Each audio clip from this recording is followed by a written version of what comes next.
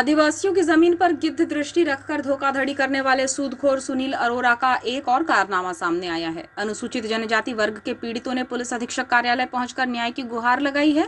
मामला 20 करोड़ से ज्यादा की भूमि का है, जिसका तहसील कार्यालय से प्रकरण समाप्त करने की बात कहकर इन भोले भाले लोगों को निशाना बनाया गया और रातों रात जमीन पर प्लॉटिंग की जाने लगी। तब आभास हुआ कि उनके साथ मास्टरमाइंड सुनील अरोरा ने बड़ा खेल करते हुए जमीन की खरीद फरोख्त की है। शिकायत पर एसपी ने विशेष जांच दल गठित कर साक्ष्य एकत्रित करने और वस्तुस्थिति जानने का प्रयास करते हुए पीड़ितों को उनकी जमीन वापस दिलाने के प्रयास किए जाने की बात कही है। वाराटोला में 8 एकड़ 72 डिसमिल पैतृक भूमि को लेकर आपसी विवाद था, जिसकी भनक सुनील अरोरा को लगी तो उसने प्रकरण को रफा दफा करवा दिए जाने की बात कही। पीड़ित दिनेश वरकड़े ने बताया कि उस पर भरोसा किया, लेकिन उसने कहा कि अगर मामला निपटा तो आधा हिस्सा वो लेगा। इसी बीच जमीन से जुड़े दस्तावेज उससे दे दिए गए। इसी बीच भूमि को लेकर निर्णय दिनेश के पक्ष में आया, लेकिन सुनील अरोरा ने उसे ये बात नहीं बताई। साथ ही अंधकार में रखते हुए उसे विभिन्न कागजात पर हस्ताक्षर भी करवा लिए। इतना ही नहीं, बैंक में खाता खुलवाकर उसकी पासबुक, एटीएम और चेक भी अपने पास ही रख लिए। बताया गया कि इस भूमि की कीमत 20 करोड़ रुपए से ज्यादा है, जो पैतृक भूमि थी और पारिवारिक विवाद की वजह से दोनों ही पक्ष परेशान हो रहे थे, जिसका फायदा उठाकर मास्टरमाइंड सुनील अरोरा ने चाल चल दी और इसकी जमीन को हड़पने की कोशिश की गई।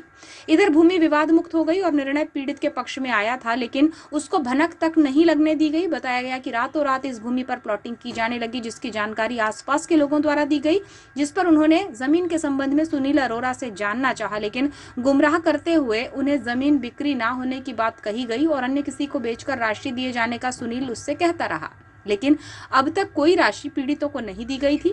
पीड़ितों ने शिकायत में कहा कि सुनील अरोरा ने साजिश रचते हुए बड़ा हेरफेर किया है। जब उससे दस्तावेज और रुपये मांगे गए तो वो मारपीट किए जाने और जान से मारने की धमकी भी देने लगा, जिस पर उन्होंने इस मामले में पुलिस अधीक्षक कार्यालय पहुंचकर शिकायत देते हुए न्याय की गुहार लगाई है।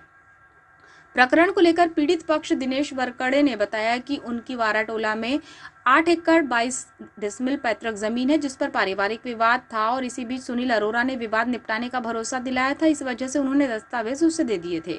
न्यायालय में चल रहे प्रकरण का फैसला उनके पक्ष में आया, लेकिन सुनील ने कोई भी जानकारी नहीं दी और जमीन को हड़पने का प्रयास किया।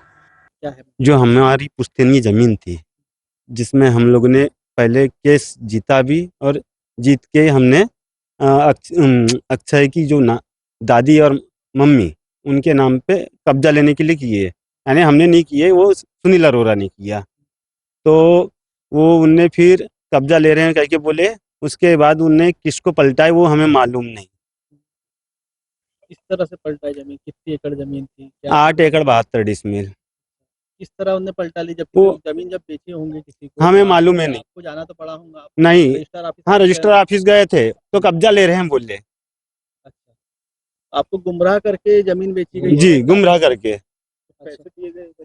हाँ, रजिस्टर ऑफिस से जैसे बाहर निकले, जो अपने फिंगर और जो आंखों के ये होते हैं, उस समय किसी को 2000, किसी को 3000, किसी को 5000, बस इसके अलावा किसी को पैसा नहीं दिया।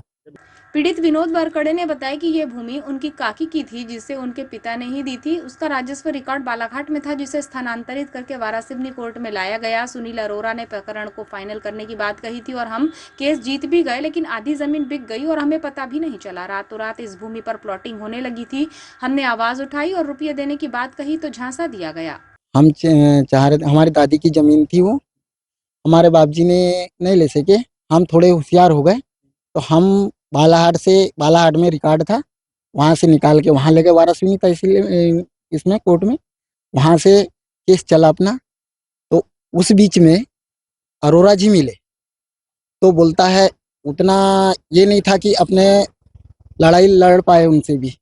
अरोरा जी मिले तो अरोरा जी बोलते हैं कि मैं कर लूँगा, यानी हैंडल कर लूँगा केस को, मैं सपोर्ट करूँगा तुम्हारा। हाँ, सपोर्ट किया, केस जीत गए। उसके बाद में आधी जमीन बेच डाला, ये भी पता नहीं चला हमको ना। उसके बाद में प्लाटिंग भी हो गई, कोई पता नहीं, प्लाटिंग भी हो गई जमीन की, कोई पता नहीं चला।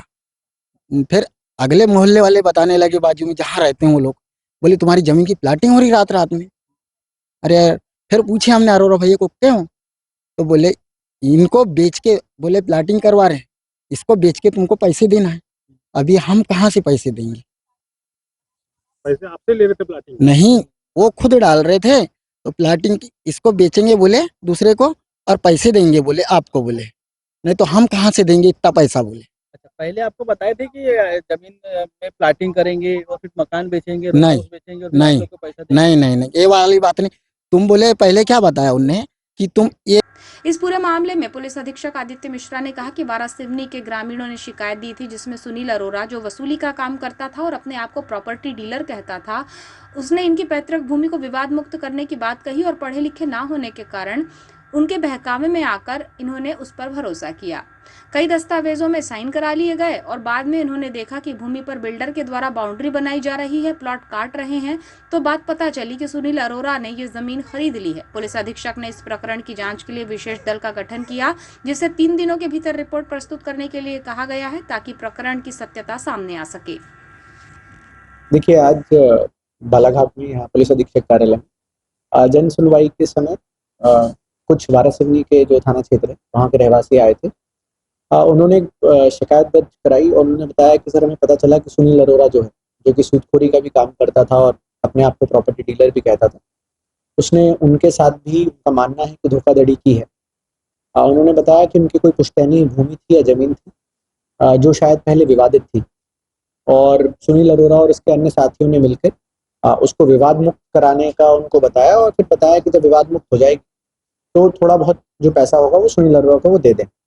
इसके चक्कर में, इनके बहकावे में आके वो सुनील अरोरा जहाँ उनको बोलता गया, क्योंकि वो बता रहे थे कि वो ज़्यादा पढ़े लिखे नहीं हैं और सभी ग्रामीण जन हैं और काफ़ी लंबे समय से वो विवादित होने के कारण भूमि से परेशान थे, तो उनको लगा कि ठीक है भाई, कोई व्यक्ति यदि आके हमारी मदद करना चाह रहा है तो इसमें कोई आपत्ति नहीं है। फिर उनका ऐसा कहना है कि हमें पता ही नहीं चला कि हमारा केस कब कब हमसे क्या क्या साइन करा लिया गया और लड़ते रहे, और तहसील कार्यालय में जब वो केस जीत गए उसकी भी इनको सूचना नहीं दी।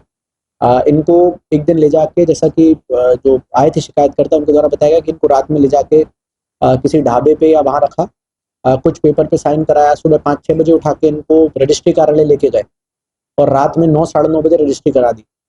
अब इनको बाद में पता चला, जब इनको न्यूज़पेपर और उसके मन में पता चला और जब वहाँ प्लॉट कटने लगे, तब इनको समझ में आया कि जिस भूमि पे हम अभी तक खेती कर रहे थे या हम अपने पूर्वजों की भूमि मान रहे थे, वहाँ आज कोई बिल्डर की तरह उसमें बाउंड्री बना रहा है या उसमें भरण कर रहा है।